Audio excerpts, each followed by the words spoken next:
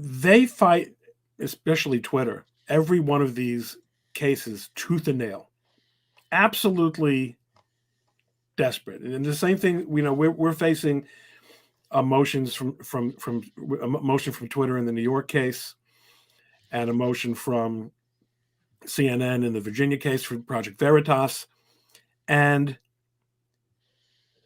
they fight them tooth and nail. They're not particularly ethical in the way they go about doing so. They push the envelope. Let's put it that way. Mm-hmm. They're in a very unenviable position, because although they seem to be running everything and winning everything and running the table, they can't afford to lose even once. Once they lose, once someone starts taking depositions and sending out subpoenas and reviewing documents, it's all going to unravel. Yeah. Yeah. And it's not just going to hit them. I think they're dominoes. I think Facebook, and they're each dominoes, and a tip against any one of them, of those like 6 giants, even Amazon.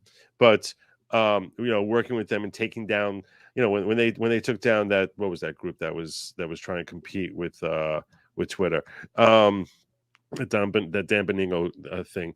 What I'm saying is, you got YouTube, Google, Facebook, Twitter, and Amazon. There was another one also. I don't know. I'm drawing blank right now. But all of them, I think once one of them is exposed and labeled as being a state actor, the dominoes just tumble from there. I would think it's not going to be something that's going to be that simple. It might not be that simple, but